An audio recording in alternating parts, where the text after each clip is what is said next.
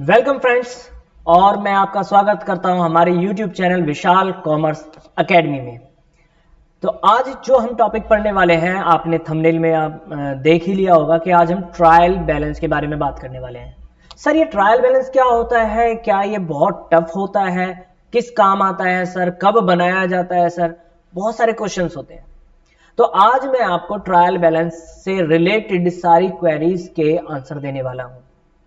और हाँ, मैं आपको एक चीज और बता दूं, प्रैक्टिकल लाइफ से ट्रायल बैलेंस बहुत इंपॉर्टेंट होता है। Why it is important?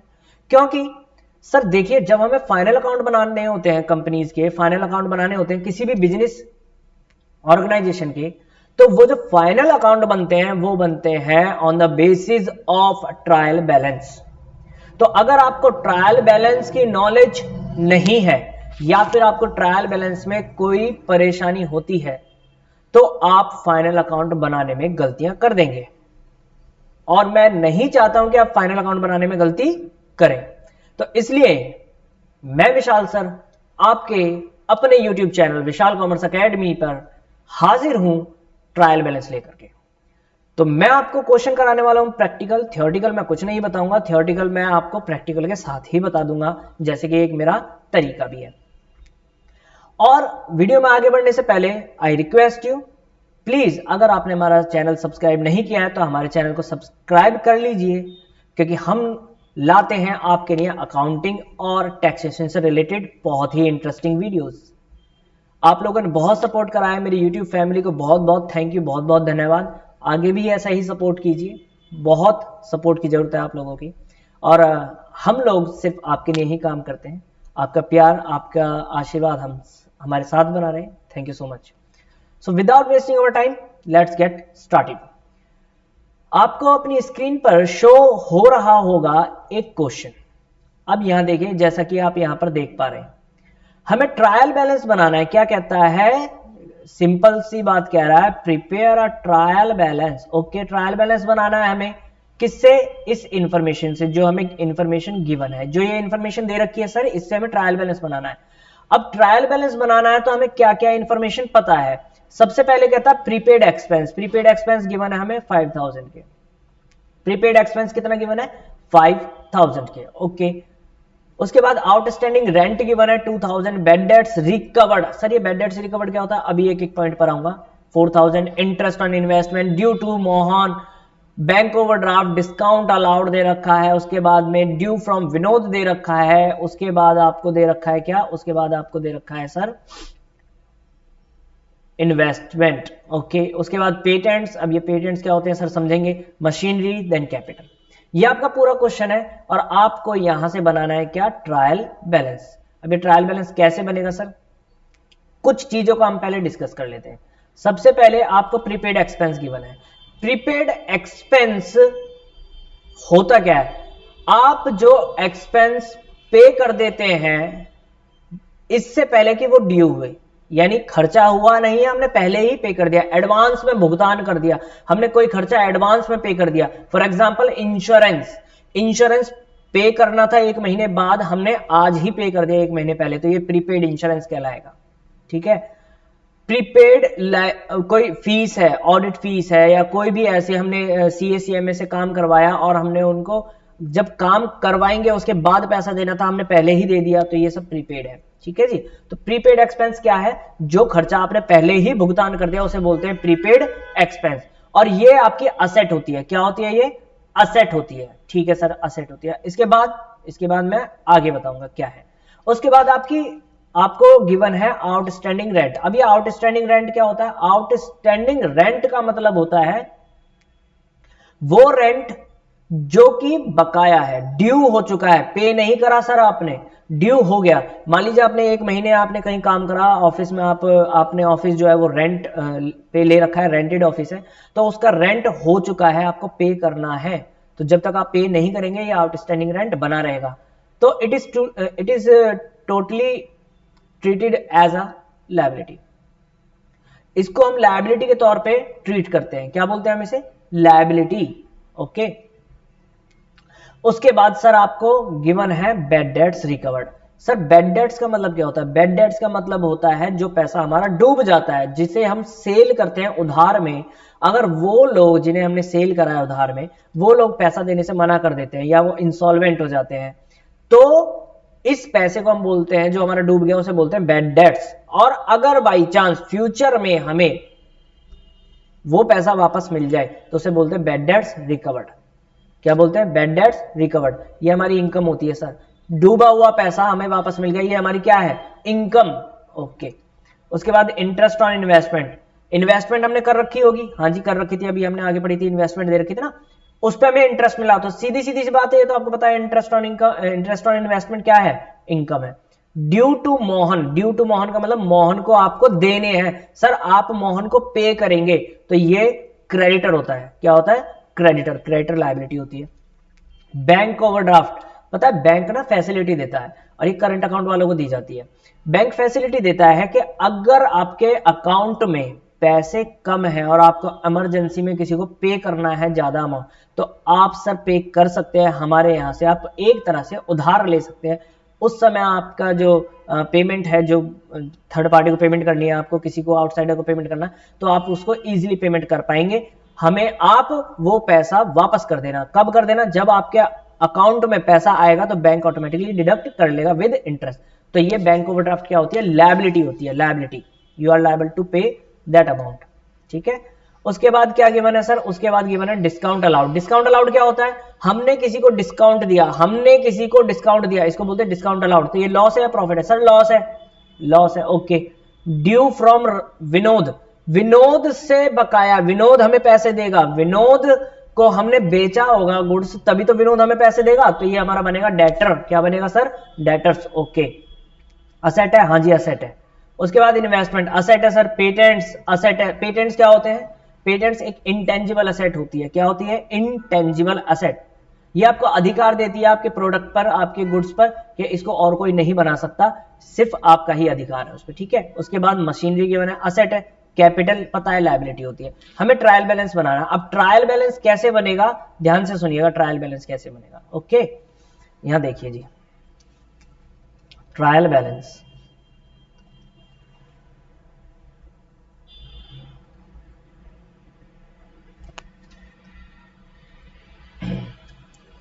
मैं आपको सबसे पहले एक चीज बता दूं, जो ट्रायल बैलेंस होता है ना, ट्रायल बैलेंस एक स्टेटमेंट होती है, ना कि अकाउंट। ये याद रखिएगा। तो इसमें दो साइड नहीं, ये टी फॉर्मेट में नहीं बनता, ये एक स्टेटमेंट होती है। ठीक है ना? याद रहेगा? हाँ जी सर याद रहेगा, कोई दिक्कत नहीं है। क्या याद रहेगा? कि ट्रायल बैलेंस एक स्टेटमेंट होती है, ना कि अकाउंट। तो इसको टी फॉर्मेट में नहीं बनाना कभी भी, इसको कभी भी हमें टी फॉर्मेट में नहीं बनाना। इसकी दो साइड होंगी।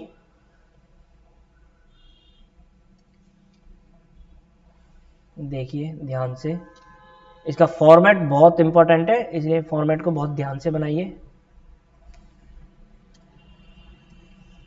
बहुत ही इजी है, आप 2 मिनट में समझ जाएंगे। देखिए ध्यान से, ये हमने बना लिया क्या? Trial balance. ओके, तो यहां पर हम लोग लिख लेते हैं ऊपर, ये हमारा ट्रायल बैलेंस हमें बनाना है। ओके, ये इसकी डेबिट साइड होगी और ये इसकी क्रेडिट साइड होगी। डेबिट साइड होगी और क्रेडिट साइड। ठीक है। यहां पर लिखते हैं पर्टिकुलर्स, यानी उस हेड का नाम, पर्टिकुलर्स। अब देखिए ध्यान से, एक एक चीज समझते हैं जो जो इसमें आने वाली है। ओके, क्या क्या आएगा, क्या क्या नहीं आएगा, वो सब कुछ सीखेंगे इसी में। देखिए सबसे पहले क्वेश्चन पे चलते हैं। देखिए प्रीपेड एक्सपेंस गिवन था। प्रीपेड एक्सपेंस, प्रीपेड एक्सपेंस मैंने क्या बताया था? असेट होती है, असेट का डेबिट बैलेंस होता है, असेट का डेबिट बैलेंस होता है। अगर असेट का डेबिट बैलेंस होता है तो किस साइड आएगी ये? सर अभी तो आपने कहा डेबिट बैलेंस होता है तो डेबिट साइड में आएंगी, कोई दिक्कत ही नहीं है। तो फटाफट से यहां लिख लेते हैं प्रीपेड एक्सपेंस, और किस साइड लिखेंगे? Debit side. कितना? 5,000 रुपए। क्रेडिट में कुछ नहीं। बोलो ये बात समझ में आई या नहीं आई? अगर कोई डाउट बनता है तो एक बार फिर से बैक जाएं, वीडियो में बैकवर्ड करें और उसको ध्यान से समझें मैंने क्या बताया था। प्रीपेड एक्सपेंस समझ में आ गया? हाँ जी सर आ गया। उसके बाद आउटस्टैंडिंग रेंट गिवन है, मैंने क्या बताया था? आउटस्टैंडिंग रेंट क्या होता है? लायबिलिटी, लायबिलिटी का क्रेडिट बैलेंस होता है। क्या होता है? Credit balance. तो लायबिलिटी का क्रेडिट बैलेंस होता है तो किस साइड लिखेंगे? क्रेडिट साइड ही लिखेंगे सर। तो लिख लीजिए आउटस्टैंडिंग रेंट, और किस साइड लिखेंगे? लायबिलिटी साइड यानी क्रेडिट साइड। 2000 यहां पर डैश डाल दीजिए। समझ में आया नहीं आया? हाँ जी सर समझ में आ रहा है बहुत अच्छे से, कोई दिक्कत नहीं है। उसके बाद देखिए जी अगला पॉइंट, नेक्स्ट पॉइंट देखिए। नेक्स्ट पॉइंट क्या है? In bad debts recovered. Bad debts recovered मैंने क्या बताई थी? इनकम, इनकम का क्रेडिट बैलेंस होता है। अगर अभी आपको इसमें प्रॉब्लम हो रही है कि डेबिट और क्रेडिट कैसे है सर, ये डेबिट और क्रेडिट क्या, अगर आपको आता है तो बहुत ही बढ़िया। और अगर आपको इसमें थोड़ी सी भी परेशानी होती है तो मैं आई बटन में ऊपर लिंक दे दूंगा वीडियो का, जर्नल एंट्री से रिलेटेड अकाउंटिंग का बेसिक कंसेप्ट, तो वो आप पहले उसको देख लीजिए, उसके बाद इस वीडियो को देखिएगा। चलिए bad debts recovered. Bad debts recovered क्या है सर? इनकम है और क्रेडिट बैलेंस होता है। तो बैड डेट्स रिकवर्ड कहां लिख देंगे हम? क्रेडिट साइड में। ठीक है, बैड डेट्स रिकवर्ड किस साइड लिखेंगे सर? क्रेडिट साइड में लिखेंगे। और अमाउंट कितना था? अमाउंट था 4000। ओके हाँ जी सर 4000 लीजिए सर। यहां तक कोई दिक्कत? सर कोई दिक्कत नहीं है। उसके बाद देखिए interest on investment. Interest on investment income है, इनकम है तो आपको अभी बताया था क्रेडिट होती है, तो किस साइड लिखेंगे? क्रेडिट साइड लिखेंगे सर। इंटरेस्ट ऑन इन्वेस्टमेंट किस साइड? Credit side. कितना था? 1000 रुपीज। ओके उसके बाद ड्यू टू मोहन, मैंने क्या बताया था? ड्यू टू मोहन मतलब मोहन को आप पेमेंट करेंगे, आप पेमेंट करेंगे मोहन को। तो लायबिलिटी है आपकी, लायबिलिटी का बैलेंस क्रेडिट होता है, लायबिलिटी का बैलेंस क्रेडिट होता है। तो अमाउंट कितना सर? 5000 रुपए। ओके लिखिए यहां पर ड्यू टू मोहन, लायबिलिटी है तो क्रेडिट साइड लिखेंगे 5000। Okay okay sir. उसके बाद देखिए जी, उसके बाद फटाफट देखिए आगे क्या है? Bank overdraft. बैंक ओवरड्राफ्ट क्या होती है? आपकी लायबिलिटी होती है, आपको चुकाना है, वापस तो करना पड़ेगा ना बैंक को। 2000 रुपए लायबिलिटी है, लायबिलिटी है तो किस साइड लिखेंगे? Credit side. लायबिलिटी है तो किस साइड लिखेंगे? Credit side. ओके हाँ जी सर। चलिए लिखते हैं बैंक ओवरड्राफ्ट, क्रेडिट साइड लिखेंगे ना 2000 रुपए। ठीक है नेक्स्ट पॉइंट डिस्काउंट अलाउड। आपने डिस्काउंट दिया है तो आपका लॉस है, खर्चा है, डेबिट। लॉस है ना, खर्चा है ना, आपने डिस्काउंट दिया तो आपका खर्चा है, आपका खर्चा है तो डेबिट साइड आएगा। ठीक है तो लिख लेते हैं यहां पर डिस्काउंट अलाउड। ठीक है डिस्काउंट अलाउड कितने दिया था डिस्काउंट आपने? फटाफट से चेक कीजिए 800 रुपए। तो डिस्काउंट अलाउड कहां आएगा? डेबिट साइड में, अभी बताया था मैंने 800 रुपए, यहां पर कुछ नहीं। ठीक है उसके बाद अगला पॉइंट आगे देखिए क्या देखा? Due from Vinod. आपको विनोद से लेने हैं पैसे, विनोद आपको पे करेगा, आपकी असेट है, असेट का डेबिट बैलेंस होता है, डेबिट बैलेंस होता है कितने रुपए है? 1200 रुपए डेबिट बैलेंस होता है। ड्यू फ्रॉम विनोद 1200 रुपए। ये समझे या नहीं समझे? सर समझ में आ रहा है, बहुत ही अच्छे से समझ में आ रहा है, कोई प्रॉब्लम नहीं है, बड़ा सिंपल सी बात है सर, बड़ी सिंपल सी बात है, कोई दिक्कत नहीं। उसके बाद आपको गिवन है सर इन्वेस्टमेंट। इन्वेस्टमेंट तो असेट होती है, असेट होती है तो असेट का डेबिट बैलेंस होता है, तो कहां लिख देंगे? डेबिट में ही लिखेंगे सर। फटाफट से लिख देते हैं इन्वेस्टमेंट डेबिट में 15000। ठीक है हाँ जी सर कोई दिक्कत नहीं। उसके बाद आपको गिवन है पेटेंट्स। पेटेंट्स भी आपकी असेट होती है, असेट का डेबिट बैलेंस होता है। तो मतलब सर ट्रायल बैलेंस में हमें सिर्फ डेबिट और क्रेडिट का मतलब समझ में आना चाहिए, फिर तो हम ट्रायल बैलेंस बना लेंगे, कोई दिक्कत नहीं आएगी। वही तो कह रहा था मैं स्टार्टिंग में बेटा। पेटेंट्स, पेटेंट्स कहां लिखेंगे अब फटाफट से बताओ मुझे। Very good, debit side 4000।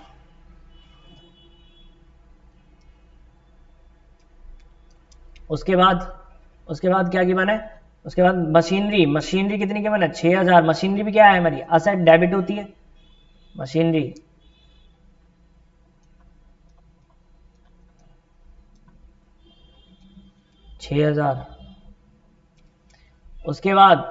उसके बाद क्या गिवन है चेक कीजिए, लास्ट पॉइंट है क्या, कैपिटल। कैपिटल तो क्रेडिट होती है, पता है आपको, कैपिटल का क्रेडिट बैलेंस होता है। क्यों होता है, क्योंकि लायबिलिटी होती है सर, बिजनेस की लायबिलिटी होती है।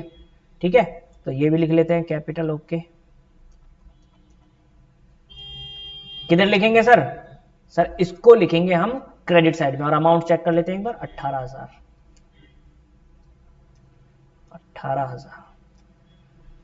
बताइए सर कोई दिक्कत आई, सर किसी भी तरीके की कोई दिक्कत नहीं आई। ये हमारा क्वेश्चन कंप्लीट हो गया। इसके बाद बस आपका एक काम और है, इसका टोटल लगाना है दोनों साइड का, बस हो गया हमारा काम। ठीक है, इसका क्या लगाएंगे, टोटल। क्लियर हुआ, हाँ जी सर क्लियर हो गया, कोई दिक्कत नहीं है। तो फटाफट से इसका टोटल लगाइए एक बार। तो टोटल कितना आ जाएगा, मेरा कैलकुलेटर किधर है, देखिए टोटल लगाएं।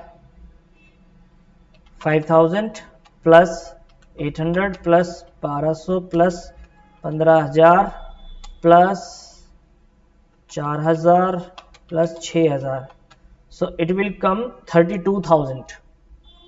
ये साइड 32,000 आ गई, और ये भी 32,000 ही आएगी। आप प्लस कर लीजिएगा एक बार, 32,000 ही आनी चाहिए तो क्वेश्चन हमारा ठीक है, अदरवाइज हमारा क्वेश्चन हो जाएगा गलत। अगर ये हमने सही करा है तो ये बिल्कुल ठीक आएगा, अदरवाइज ये हमारा गलत हो जाएगा। समझ में आया, हाँ जी सर समझ में आ गया। चलते हैं अपने क्वेश्चन नंबर 2 की ओर। क्वेश्चन नंबर 2 देखिए सर क्या कह रहा है, the following trial balance has been prepared by an inexperienced accountant. Sir ये इनएक्सपीरियंस्ड अकाउंटेंट का मतलब क्या है, आपकी बात नहीं है बेटा, ये आप जैसे अकाउंटेंट की बात नहीं है, ये किसी और अकाउंटेंट की बात है जो इनएक्सपीरियंस्ड है, अनुभवहीन, जिसके पास अनुभव नहीं है, लैक ऑफ नॉलेज, उसको जानकारी नहीं है, उसको नॉलेज नहीं है, प्रॉपर नॉलेज नहीं है उसे डेबिट क्रेडिट की, उसे असेट और लायबिलिटी और इनकम और एक्सपेंस में थोड़ी कंफ्यूजन होती है, तो उसको जैसे समझ में आया उसने वैसे बना दिया। मतलब ये जो ट्रायल बैलेंस हमें बना करके दे रखा है, देखो ध्यान से देखो बेटा, इसमें हमें डेबिट भी दे रखा है और क्रेडिट भी दे रखा है। अब प्रॉपर वैसे ट्रायल बैलेंस की तरह दिख रहा है ये बना हुआ, देखो एक बार, ये ट्रायल बैलेंस की तरह दिख रहा है या नहीं दिख रहा, हाँ जी सर बिल्कुल ट्रायल बैलेंस की तरह ही दिख रहा है ये तो ट्रायल बैलेंस तो बना हुआ है, तो हमारा क्या काम है, ये जो ट्रायल बैलेंस बना हुआ है, this is a wrong trial balance prepared by an inexperienced accountant. ये ट्रायल बैलेंस गलत ट्रायल बैलेंस बनाया गया है, किसके द्वारा, इनएक्सपीरियंस्ड अकाउंटेंट के द्वारा, उस अकाउंटेंट के द्वारा जिसको अनुभव नहीं है। आपको तो अनुभव है, कोई दिक्कत ही नहीं है, आप लोग तो इंटेलिजेंट हैं, आप लोग तो एक्सपर्ट हैं। तो आपसे पूछा, आपसे कहा कि भैया हमारी थोड़ी हेल्प कर दीजिए सर, रीड्राफ्ट कर दीजिए इसको करेक्ट फॉर्म में।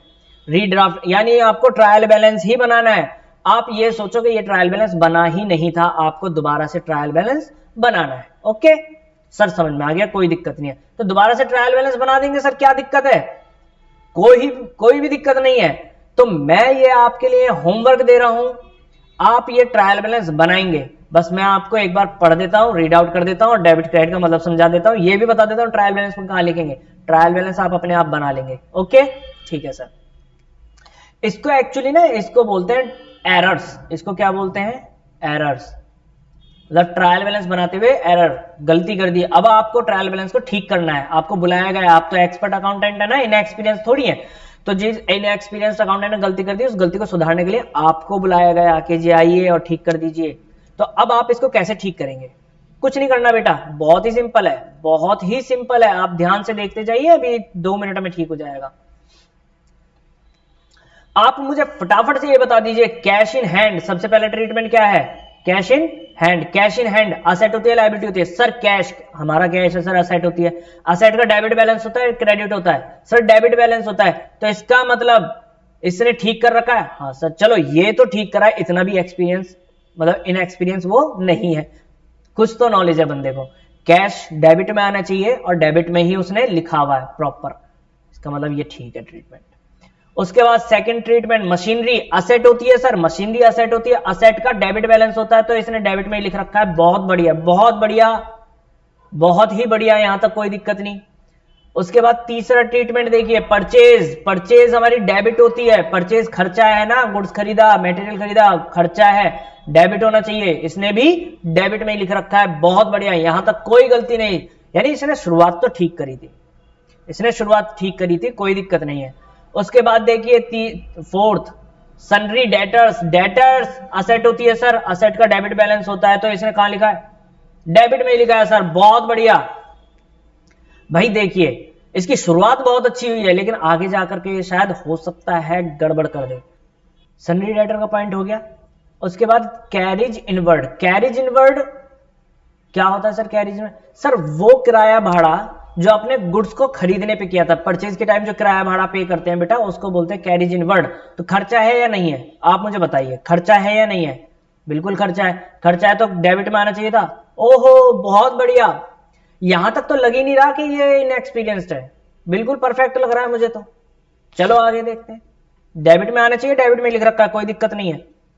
कैरिज आउटवर्ड क्या होता है sir? Carriage outward sir, carriage outward का मतलब होता है वो किराया, वो भाड़ा जो आपने सेल पे किया है, यानी गुड्स को सेल करने के लिए आपने किराया भाड़ा पे किया, ट्रांसपोर्टेशन के, या आपने कोई ट्रक मंगाया, कोई गाड़ी मंगाई, उस पे आपने पे किया था, कैरिज आउटवर्ड उसको बोलते हैं।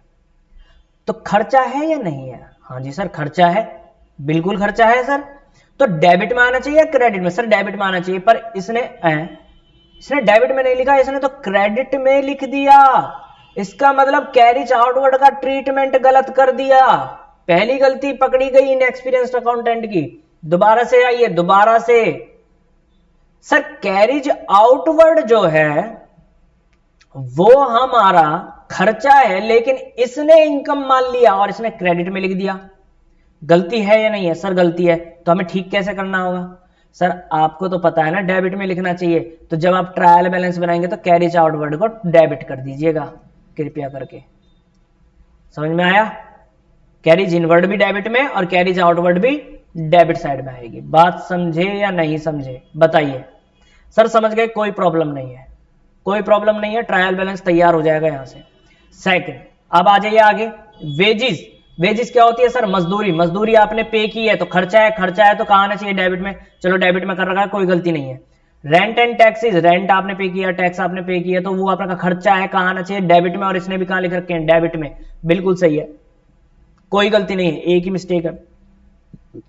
उसके बाद सन्ड्री क्रेडिटर, क्रेडिटर हमारी लायबिलिटी होती है, लायबिलिटी का क्रेडिट बैलेंस होता है और इसने भी क्रेडिट में लिख रखा है। बहुत ही बढ़िया, कोई गलती नहीं है सर, ठीक है।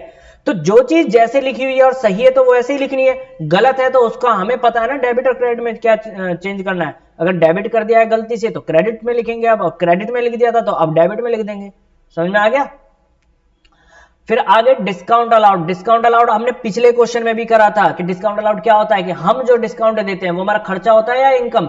सर वो तो खर्चा होता है, हम दे रहे हैं डिस्काउंट तो हमारा लॉस है ना। लॉस है तो डेबिट में आना चाहिए था, लेकिन इसने क्या करा, ध्यान से देखो, अरे इसने तो क्रेडिट में लिख रखा है भाई, क्रेडिट में लिख रखा है, जो कि घोर अपराध हो गया ये तो। हमने डिस्काउंट दिया तो हमारा तो लॉस है, खर्चा है, हमें डेबिट में लिखना चाहिए था, हमने डेबिट में लिखा था ऊपर, आप चेक कर लीजिएगा बेशक। लेकिन इसने कहां लिख दिया? इसने कर दिया क्रेडिट में। ठीक है, तो गलती पकड़ी गई, पकड़ी गई सर। इसका ठीक ट्रीटमेंट क्या होगा सर? डेबिट साइड में लिखेंगे। ठीक है, उसके बाद रिटर्न आउटवर्ड। रिटर्न आउटवर्ड क्या होता है? Sales return. रिटर्न आउटवर्ड क्या होती है? Sales return. Sales return debit होती है, क्रेडिट होती है? सर सेल्स रिटर्न तो डेबिट होती है, सेल्स बढ़ती है तो क्रेडिट करते हैं, सेल्स कम होगी तो डेबिट करेंगे, उसको सेल्स रिटर्न बोलते हैं। तो सेल्स रिटर्न डेबिट में आनी चाहिए। हाँ हाँ, क्या बात है, डेबिट में लिख रखा है, कोई दिक्कत नहीं है सर, कोई दिक्कत नहीं है, ये बिल्कुल ठीक ट्रीटमेंट है।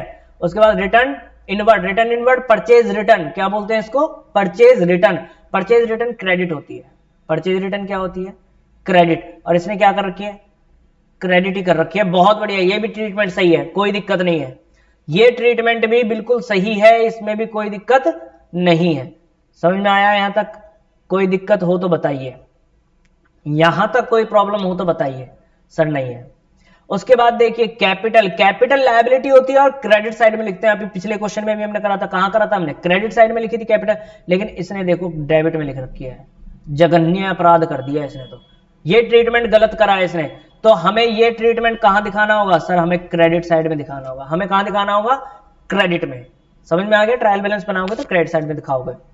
उसके बाद ड्रॉइंग्स, ड्रॉइंग्स मतलब पर्सनल यूज के लिए पैसा निकाला, कैपिटल को कम कर देता है। ड्रॉइंग्स का डेबिट बैलेंस होता है और इसने कहां लिख रखा है? क्रेडिट में लिख रखा है। तो हमें पता है ना ये तो गलत है, तो हम कहां लिखेंगे इसको? डेबिट में लिखेंगे। ओके, हाँ जी सर, कोई दिक्कत नहीं। बैंक लोन, बैंक से इसने लोन लिया, बैंक से लोन लिया कंपनी ने, लायबिलिटी है एसेट है? सर लायबिलिटी है, बैंक से लोन लिया, पर इसने माना पैसे आए हैं भाई हम तो डेबिट करेंगे। ये वो वाले लोग हैं कि मतलब फॉर्मूला जो है अकाउंट्स का बेसिक फॉर्मूला, डेबिट मतलब आना, क्रेडिट मतलब जाना, ऐसे बोलते हैं ना लोग, डेबिट मतलब आना, क्रेडिट मतलब जाना। वो एक फॉर्मूले को पकड़ करके बैठ जाते हैं, बाकी दो फॉर्मूले को भूल जाते हैं, नॉमिनल और पर्सनल को, सिर्फ रियल अकाउंट के पीछे लगे रहते हैं। भाई और भी बाकी चीजें भी हैं, समझिए इस बात को। डेबिट मतलब आना, क्रेडिट मतलब जाना नहीं होता सिर्फ, इसके अलावा भी और कुछ होता है। तो इस भाई साहब ने बैंक लोन को क्या कर दिया? डेबिट कर दिया, जबकि बैंक लोन तो लायबिलिटी है। तो गलत ट्रीटमेंट है। हमें पता है क्रेडिट होनी चाहिए, भाई लायबिलिटी है बैंक लोन, ठीक है। Interest on loan, interest on loan खर्चा है, डेबिट होना चाहिए। हाँ जी डेबिट हो रहा है। लोन पे हमने इंटरेस्ट पे किया तो खर्चा है या इनकम है? खर्चा है, खर्चा है तो डेबिट होना चाहिए, डेबिट ही कर रखा है, बिल्कुल सही ट्रीटमेंट है, कोई छेड़छाड़ नहीं करेंगे, एज इट इज लिख देंगे। गलती किसमें थी? बैंक लोन में, तो हम उसे उठा करके क्रेडिट में लिखेंगे, ठीक है। फिर उसके बाद गिवन है ओपनिंग स्टॉक। ओपनिंग स्टॉक क्या होता है? सर वो सामान जो पिछले साल बच गया था हमारा, इस साल हमने प्रोडक्शन में इस्तेमाल किया होगा, खर्चा हुआ, कॉस्ट का पार्ट बना, तो डेबिट होना चाहिए था, लेकिन ये तो क्रेडिट में लिख दिए इसने। तो इसका मतलब ये ट्रीटमेंट भी इसने गलत कर रखा है। इसको हमें कहां लिखना होगा? डेबिट में। क्रेडिट में से हटा करके कहां लिखना होगा? डेबिट में। उसके बाद सेल्स, सेल्स तो पता है हमारा रेवेन्यू है, क्रेडिट में आनी चाहिए, क्रेडिट में ही आ रखी है। कोई ट्रीटमेंट गलत नहीं है, बिल्कुल सही ट्रीटमेंट है, इसको एज इट इज यहीं लिख देंगे। डिस्काउंट रिसीव, डिस्काउंट मिला, तो हमारी क्या है? इनकम। इनकम है तो कहां लिखेंगे? क्रेडिट में, और इसने कहां लिख रखी है? डेबिट में। तो गलत ट्रीटमेंट है, इसको कहां लिखेंगे? क्रेडिट में। टोटल भाई साहब ने सही लगा रखा है, टोटल सेम लगा रखा है, कोई दिक्कत ही नहीं है। तो अब आप ट्रायल बैलेंस बना लेंगे? हाँ जी सर बना लेंगे। ट्रायल बैलेंस का फॉर्मेट पता ही है आपको, एक स्टेटमेंट के रूप में होगी और दो साइड होंगी, कौन कौन सी? एक होगी इसकी क्रेडिट साइड और एक होगी इसकी डेबिट साइड। तो ये हो गई डेबिट साइड और ये हो गई क्रेडिट साइड।